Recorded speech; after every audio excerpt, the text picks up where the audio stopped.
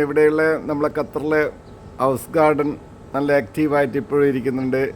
നമ്മളെ നീം ട്രീ പൂത്തിരിക്കുന്നുണ്ട്. ഈവനിങ്ങിൽ നല്ല സ്മെല്ലാണ്, നല്ല കാറ്റും ഒക്കെ ആയിട്ട്.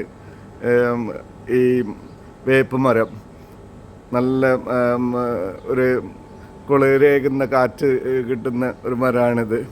നല്ല സ്മെല്ലും ഉണ്ടാവും. ഈ വാഴ ഇതാ വേഗം വേഗം വളർന്നു വരുന്നുണ്ട്. ഇത് 6 മാസം കൊണ്ട് നേന്ത്രക്കായ ഉണ്ടാവും എന്നാണ് പറയുന്നത്. ഏതായാലും നമുക്ക് പരീക്ഷിക്കാം. പയർ വീണ്ടും മുളച്ച് വന്നുകൊണ്ടിരിക്കുന്നുണ്ട്. കഴിഞ്ഞ തവണ കുറേ പയർ ലോങ് ബീൻസ് പപ്പായ മരങ്ങൾ കുറേ വളർന്നു വരുന്നുണ്ട്. ഇപ്പോൾ ഒരെണ്ണത്തിൽ കായ ഉണ്ടായത് കണ്ടില്ല. ഒരെണ്ണത്തിൽ ഇതാ കായ പിടിച്ച് ഇനിയും പിടിക്കാനുണ്ട്. ഇനിയും വന്നുകൊണ്ടിരിക്കുന്നുണ്ട്. മിൻറ്റ് ലീഫ് ഒക്കെ ഇപ്പോഴും ആക്റ്റീവായിട്ടിരിക്കുന്നുണ്ട്. ഇത് നമ്മൾ ബിരിയാണിയിലും പിന്നെ ചായയിലൊക്കെ എടുക്കുന്നത്. ഇപ്പോൾ നമ്മൾ പോയിക്കൊണ്ടിരിക്കുന്നത് തൈ പൊടിച്ച് ഇതാണ് മലേഷ്യൻ കറിവേപ്പില. നാട്ടിലെ ടൈപ്പല്ല, എന്നാൽ നല്ല സ്മെല്ലുണ്ട്. ഫ്ലവറല്ല, ചീര ഇതൊക്കെ പൊടിച്ച് റെഡിയായി വരുന്നുണ്ട്. ഇത് ചീരയാണ്. പനിക്കൂർക്ക.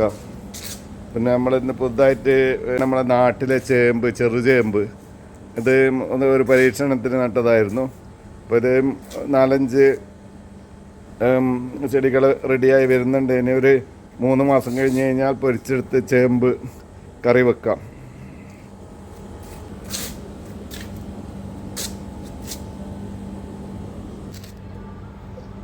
ഇത് പുറത്തുള്ള മുരിങ്ങ ഗാർഡനാണ്, ഡ്രംസ്റ്റിക് ഗാർഡൻ.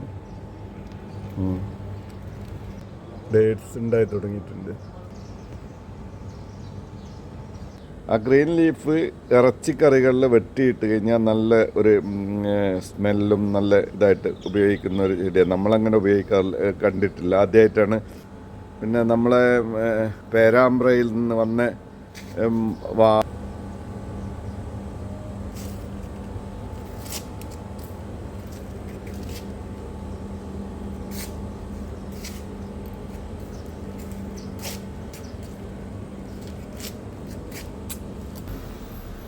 ഗാർഡൻ സമ്മറായിട്ടും കുഴപ്പമില്ലാതെ നിൽക്കുന്നുണ്ട്.